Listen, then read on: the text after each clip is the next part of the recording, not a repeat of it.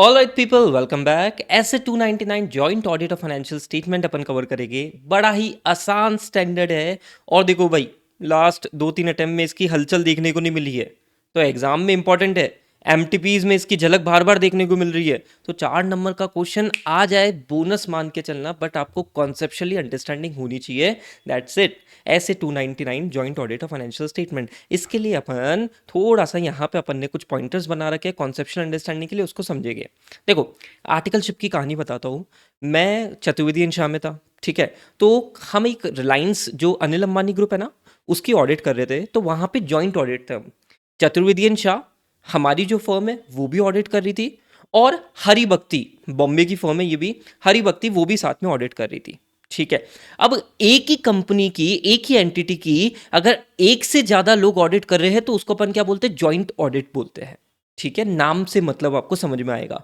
अब आपके माइंड में क्वेश्चन आएगा, सर क्या टोटल 2 लोग ही कर सकते हैं क्या जॉइंट ऑडिट में? अरे नहीं रे भाई, एक से ज्यादा कितने भी हो सकते हैं। तो मैंने आपके लिए एक छोटा सा पॉइंट डाल रखा है, कैन बी मोर देन 2। कोई दिक्कत की बात नहीं है, चलेगा सर। अब ट्राई टू अंडरस्टैंड, कुछ स्पेसिफिक कंसिडरेशन आपको ध्यान में रख के चलने पड़ेंगे। स्टैंडर्ड ने बोला कि कुछ कुछ पॉइंटर्स का आपको ध्यान में रख के चलना पड़ेगा वाइल डूइंग जॉइंट ऑडिट। जैसे मुझे एक चीज बताओ, ऑडिट प्लानिंग की अपन बात करें तो ऑडिट प्लानिंग में नॉर्मली अगर ऑडिट करते हैं तो एंगेजमेंट पार्टनर और की एंगेजमेंट जो मेंबर्स होते हैं, एंगेजमेंट टीम के जो की मेंबर्स होते हैं, वो पार्टिसिपेट करते हैं इन डिजाइनिंग ऑडिट प्लानिंग, है ना। तो यहाँ पे क्या अकेली फर्म करेगी? नहीं सर, जो भी जॉइंट ऑडिटर होंगे, दोनों के जो एंगेजमेंट पार्टनर होंगे, की मेंबर्स होंगे, they will participate in audit planning process, ठीक है सर। यहाँ पे भी ऑडिट स्ट्रैटेजी के बारे में बातें होगी। ऑडिट स्ट्रैटेजी में क्या क्या मुख्य बातें होती है, चैप्टर नंबर 2 याद आना चाहिए, ठीक है। वन शॉट रिवीजन मैंने डाल रखा है, फास्ट ट्रैक बैच के आपको प्लेलिस्ट में मिल जाएगा। ऑडिट स्ट्रैटेजी में क्या बातें होती है? STD, scope, timing, direction plus resources, ठीक है। तो दोनों मिलके डिसाइड करेगी, दोनों मिलके ड्राफ्ट करेगी ऑडिट स्ट्रैटेजी क्या होती है। अच्छा, हमने 2 का एग्जांपल ले रखा है ना, ठीक है। देन ऑडिट स्ट्रैटेजी जैसे ही आपकी स्टैब्लिश होगी, डेवलपमेंट ऑफ ऑडिट प्लान की तरफ चलेगी, कनेक्ट विद चैप्टर नंबर 2, ठीक है। स्ट्रैटेजी एस्टैब्लिश होती है, उसके बाद में डेवलपमेंट ऑफ ऑडिट प्लान होता है। बस मेन मुद्दा क्या है कि जॉइंट ऑडिटर्स मिलके ये सारा काम करेंगे, ठीक है सर। अच्छा, देन रोमम आइडेंटिफाई करना, रोमम असेस करना, दोनों की रिस्पॉन्सिबिलिटी है। एक ऑडिटर ये नहीं बोल सकता अरे यार तू कर ले यार, ठीक है, मेरे को बता देना, नहीं। दोनों को मिलके साथ में आइडेंटिफाई एंड असेस रोमम करना पड़ेगा, ठीक है सर। देन सबसे इंपॉर्टेंट बात, वर्क एलोकेशन। अब जॉइंट ऑडिट होता है ना, तो कुछ एरियाज तो ये दोनों साथ में मिलके करते हैं, जिनको हम बोलते हैं कॉमन ऑडिट एरियाज, ठीक है। बट कई कई एरियाज को ये बाइफर्केट कर देते हैं, जिनको हम बोलते हैं individual audit areas. For example, Chaturvedi Shah का डिसाइड हुआ कि वो रेवेन्यू करेंगे, और लेट्स से हरिभक्ति परचेजेस करेगी, ठीक है। तो इनकी अलग अलग इंडिविजुअल एरियाज हो गए, और कॉमन ऑडिट एरियाज भी होते हैं जिनके बारे में अपन आगे जाके डिस्कशन करेंगे, ठीक है क्या? ठीक है। अब ट्राई टू अंडरस्टैंड ना, ये जो भी वर्क एलोकेशन हो रहा है, ये वर्क एलोकेशन कम्युनिकेशन होगा टीसीडब्ल्यूजी को। सर क्यों सर, उनको क्यों कम्युनिकेट करना? क्योंकि टीसीडब्ल्यूजी वालों को पता पड़े ना कि कौन सी फर्म का टीम मेंबर्स हमने कम्युनिकेट करेंगे फॉर अ पर्टिकुलर वर्क, ठीक है। जैसे इंडिविजुअल ऑडिट एरियाज कौन से कॉमन ऑडिट एरियाज है, तो टीसीडब्ल्यूजी को पूरा पता होना चाहिए, ताकि यार स्मूथ प्रोसेस रहे ना। ऐसा नहीं हो कि भाई लेट्स से इस रेवेन्यू की वर्किंग कोई पर्टिकुलर ऑडिटर कर रहा है, ठीक है, पर कोई दूसरा वर्किंग उससे रिलेटेड डेटा किसी और को शेयर कर दिया मैनेजमेंट ने, है ना। तो ऐसा ना हो, प्रॉपर स्मूथली चले, इसलिए टीसीडब्ल्यूजी को भी प्रॉपर तरीके से कम्युनिकेशन करा जाता है, ठीक है सर। बड़ा ईजी है। अब एक चीज़ समझो, एंगेजमेंट लेटर।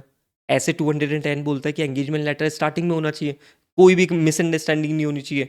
ऑडिटर क्लाइंट को भेजता है, तो सर ये अलग अलग एंगेजमेंट लेटर भेजने के? नहीं भाई, एक एंगेजमेंट लेटर ही भेजा जाता है, ठीक है सर। मैनेजमेंट रिप्रेजेंटेशन लेटर, ऐसे 580 की कहानी, मैनेजमेंट से रिप्रेजेंटेशन लेटर लेते हैं हम एंड में, तो सर क्या अलग अलग लेना है? नहीं बेटा, एक ही चलेगा, कोई दिक्कत की बात नहीं है, ठीक है। एमसीक्यू पूछे जा सकते हैं यहाँ पे, चलेगा। अच्छा सर, रिपोर्ट, रिपोर्ट अलग अलग बनानी क्या? नहीं यार, इसमें भी एक रिपोर्ट चलेगी, दोनों की एक ही कॉमन ऑडिट रिपोर्ट होगी, कोई दिक्कत की बात नहीं है। बट सर अगर डिफरेंस हो, तो अगर इनके ऑडिट ओपिनियन में डिफरेंसेस हो, तो सर क्या एक चलेगी क्या? नहीं, अगर डिफरेंस ऑफ ओपिनियन है तो आपको सेपरेट ऑडिट रिपोर्ट देनी है, बट साथ के साथ में आपको क्या एक ओएम पैराग्राफ डालना जरूरी है। ओएम पैराग्राफ में क्या डालोगे कि फॉर एग्जांपल चतुर्वेदी शाह और हरिभक्ति दोनों की अलग अलग ऑडिट रिपोर्ट इशू हुई है, तो चतुर्वेदी शाह अपनी ऑडिट रिपोर्ट में अपना नॉर्मल काम तो करेगा, साथ में ओएम डालेगा कि ये जॉइंट ऑडिट का काम था जिसमें हरिभक्ति ने भी काम करा है। ठीक है, सिमिलरली हरिभक्ति भी रेफरेंस देगा चतुर्वेदी शाह की रिपोर्ट का। ठीक है, यूजर को बेटर अंडरस्टैंडिंग मिलेगी ना। क्या ये बेसिक बातें आपको समझ में आती है? बेसिक बातें समझ में आती है, यही आपका सबसे इंपॉर्टेंट क्वेश्चन बन सकता है। ठीक है सर, क्या क्या है देखो, जॉइंट ऑडिट अभी तक हमने जो जो पढ़ा ना उसको एक बार अपन क्विकली रिवाइज करते हैं। तो जॉइंट ऑडिट क्या है? एक से ज़्यादा ऑडिटर साथ में मिलके ऑडिट कर रहे हैं, तो इसके लिए कोई स्पेशल कंसिडरेशन का ध्यान में रखने चलना है। ऑडिट प्लानिंग में दोनों की टीम, जैसे हमने हमारे एग्जांपल में 2 ऑडिटर को लिया है, तो दोनों दोनों एंगेजमेंट पार्टनर, उनके जो की एंगेजमेंट मेंबर्स है वो पार्टिसिपेट करेंगे ऑडिट प्लानिंग में। ठीक है, ऑडिट स्ट्रैटेजी डेवलप करी जाएगी, STD scope timing and direction of audit plus resources का तड़का। ठीक है, जैसी ऑडिट स्ट्रैटेजी बन जाएगी, स्टैब्लिश हो जाएगी, उसके बाद में डेवलपमेंट ऑफ ऑडिट प्लान होएगा। ठीक है, देन दोनों दोनों टीम को की रिस्पॉन्सिबिलिटी है to identify and assess room. अच्छा, वर्क एलोकेशन कैसे होता है? एक तो कॉमन ऑडिट एरियाज, एक इंडिविजुअल ऑडिट एरियाज, और ऑब्वियसली वर्क एलोकेशन का एक लेटर बन जाएगा, ऑडिटर दोनों साइन कर देगा और TCWG को भेज देंगे। बढ़िया सर। एंगेजमेंट लेटर एक होगा, मैनेजमेंट रिप्रेजेंटेशन लेटर एक होगा, पर रिपोर्टिंग में थोड़ा सा मसाला है। सर क्या मसाला है? देखो, अगर कोई दिक्कत नहीं है तो एक कॉमन ऑडिट रिपोर्ट दे दो, but when there is a case of difference of opinion तो आपको सेपरेट ऑडिट रिपोर्ट देना है, plus other audit matter paragraph में ये बताना है कि this is a case of joint audit area, और दूसरे ऑडिटर ने भी अपनी ऑडिट रिपोर्ट इशू करी है because of difference of opinion. क्या ये बात आपको समझ में आती है? ये बेसिक बातें आपको ध्यान में रख के चलनी है। अब यहाँ पे scope timing direction plus resources से रिलेटेड एक नोट भी दे रखा है, वो भी अपन पढ़ लेते हैं। बाकी अपना बहुत मेजर पार्ट तो कवर हो चुका है। देखो, joint audit of financial statement, ये आप रीड करके चलोगे, बेसिक डेफिनेशन दे रखी है कि pulling together the resources and expertise of more than one firm. ठीक है, it in essentially involve sharing of total work. अब यहाँ पे स्पेशल कंसिडरेशन क्या है? कीवर्ड्स पे फोकस करो। एंगेजमेंट पार्टनर एंड अदर की members will be involved in planning the audit. ठीक है, joint auditor shall jointly establish overall audit strategy that which sets the scope, timing and direction of the audit and guides the development of audit plan. Chapter number 2 की बातें repeat है। Before the commencement of the auditor, joint auditor shall discuss and develop joint audit plan. ठीक है, each of the joint auditors shall consider and assess the room and communicate to other joint auditors. ठीक है, then इनको common audit areas, specific audit areas क्या करने हैं, इसका work allocation करना है, इससे रिलेटेड ऑडिट प्रोसीजर क्या परफॉर्म करेंगे वो डिस्कस कर लो, nature, timing and extent of audit procedure को डिस्कस कर लो, डॉक्यूमेंट कर लो। ठीक है सर। अच्छा, one engagement letter, common representation letter 1, work allocation document should be sign by all joint auditor and communicate to TCWG। ये तो सर वही बातें हो गई। अब एक चीज़ समझना ना, चैप्टर नंबर 2 में जो आपके वो 5 पॉइंट्स थे ना ऑडिट स्ट्रैटेजी के एस्टेब्लिशमेंट में, सेम 5 पॉइंट यहाँ पे भी रिपीट हो रहे हैं। ठीक है, what I expect in this attempt, in May attempt और सितंबर अटेम्प्ट, कि आपको ये क्वेश्चन आपको 5 नंबर का मिल सकता है एग्जाम में। ठीक है, points to be considered in developing joint audit areas, वही STD प्लस रिसोर्सेज का तड़का प्लस प्रीलिमिनरी एंगेजमेंट एक्टिविटीज, वही पॉइंट्स है। सर देखो क्या है, identify division of areas and common audit areas, ascertain the reporting objective. ठीक है, consider and communicate among all joint auditors that are significant in directing team engagement, फिर preliminary engagement के result को consider करा जाता है, एंड लास्ट में nature, timing and extent of resources necessary to accomplish the engagement. If you remember 5 point chapter number 2 के as it is repeat हुए, that's it. ठीक है, क्या इतना बेसिक पार्ट समझ में आ रहा है? ठीक है सर, एक रिपोर्टिंग वाला पॉइंट को भी देख लो ना यार साथ में। रिपोर्टिंग बोलो भाई बोलो, पहले तो कॉमन ऑडिट रिपोर्ट रहेगी, बट अगर डिफरेंसेस रहेंगे तो साथ में भाई सेपरेट ऑडिट रिपोर्ट इशू कर दो, बट ध्यान रखना audit report issued by joint auditor shall make a reference to each other audit report in OM paragraph. इसका ध्यान में रख के चलना, आपको MCQ मिल सकता है। बढ़िया सर, यहाँ तक तो कोई दिक्कत की बात नहीं है, बस ज़्यादा कुछ है नहीं, अब छोटे मोटे टॉपिक बाकी है। अब देखो, मैंने आपको पूरा समझा दिया। अब एक क्वेश्चन आपका आ सकता है, areas of joint responsibility. Areas of joint responsibility, जैसे अपन ने बात करी थी ना, एक इंडिविजुअल ऑडिट एरियाज होता है और एक कॉमन ऑडिट एरियाज होता है, तो हम कॉमन ऑडिट एरियाज के टॉपिक पे डिस्कशन कर रहे हैं। ठीक है सर, ठीक है, तो इस आंसर की भूमिका कैसे बनाओगे? पहले तो क्या बोलोगे तुम?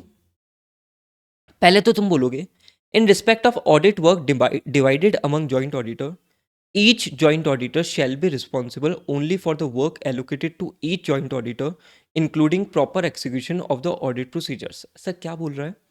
अगर आपका वर्क डिवाइड हुआ है तो लेट्स से ए को ये काम दिया, बी को अलग काम दिया, तो ए वाला पर्सन है ना, ए वाला person will be responsible only for his execution of work, B वाला person will only be responsible for his execution of work. जिसमें वर्क डिवाइड कर दिया उसमें तो रिस्पॉन्सिबिलिटी सेपरेट हो गई ना मेरे भाई। हाँ सर, बिल्कुल सेपरेट हो गई, बढ़िया सर। बट जिसमें वर्क डिवाइड नहीं हुआ है, then in that case all the joint auditors shall be jointly and severally responsible. उसके लिए ये सारे पॉइंट्स दे रखे हैं। पहला पॉइंट तो सिंपल दे रखा है कि जिसमें वर्क डिवाइड नहीं हुआ उसमें सब रिस्पॉन्सिबल है, कोई दिक्कत की बात ही नहीं है। ठीक है सर। अच्छा, decisions taken by all the joint auditor under audit planning in respect of common audit areas. Sir क्या? सर कॉमन ऑडिट एरियाज के लिए तो यहां पे भी कुछ पॉइंट डाला था। देख, इस पॉइंट को थोड़ा सा समझना, समझना मेरे भाई, समझना। कॉमन ऑडिट एरियाज, यहां पे आपको एमसीक्यू मिल सकता है। Common audit areas, common audit areas की मैं दो बातें करता हूं, प्लानिंग एंड एग्जीक्यूशन। देखो, प्लानिंग के लिए all joint auditor is responsible, ठीक है। मतलब लेट्स से कोई पर्टिकुलर वर्क थे, उनका डिवीजन के लिए तो सब रिस्पॉन्सिबल है, बट लेट्स से ये पर्टिकुलर काम एक जॉइंट ऑडिटर को बोला, तो इसके एग्जीक्यूशन के लिए A will be only responsible. मतलब ये इंडिविजुअल रिस्पॉन्सिबिलिटी आ जाएगी यहां पे। Oh, but when I talk about the planning of audit procedure, सब पे रिस्पॉन्सिबिलिटीज है।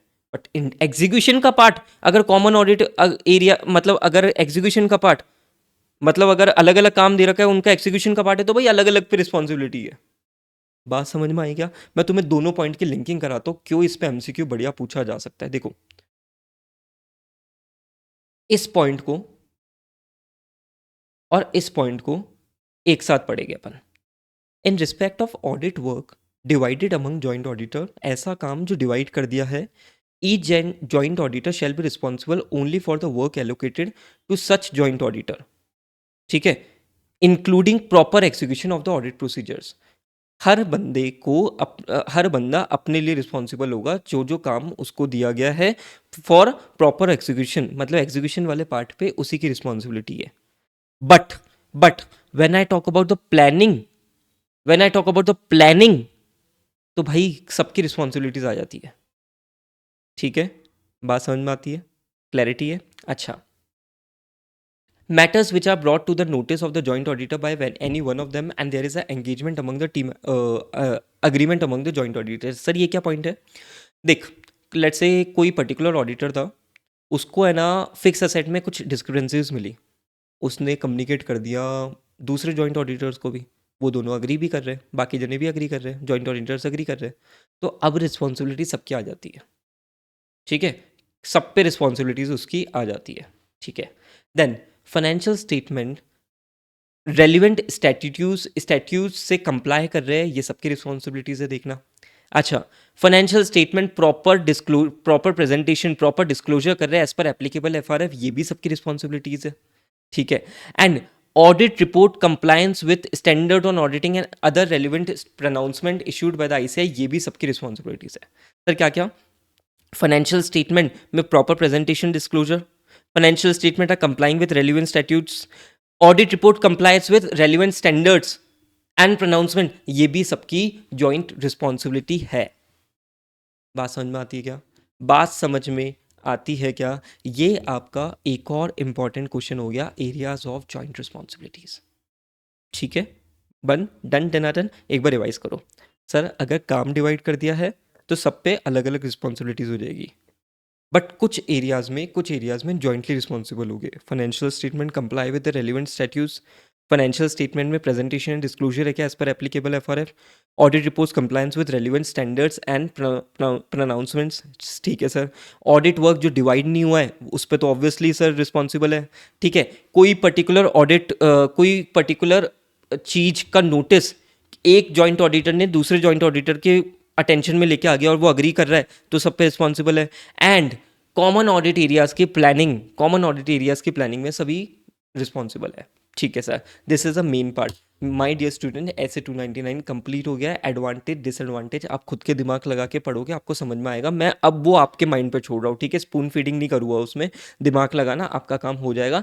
दिस कंप्लीट्स ऐसे 299 बढ़िया तरीके से। ऐसे 299 अपना कंप्लीट हो चुका है। वीडियो पसंद आया जल्दी से लाइक कर दो, दोस्तों के साथ में शेयर कर दो, एंड चैनल पे नए हो तो डू सब्सक्राइब, क्योंकि स्टैंडर्ड्स की सीरीज़ अपनी चल रही है। 3-4 स्टैंडर्ड्स और बाकी है, उसके बाद में चैप्टर नंबर 5 चैप्टर नंबर 9 में भी कुछ अपन जोरदार करने की सोच रहे हैं, तो बिल्कुल सब्सक्राइब करके जाना। Thank you.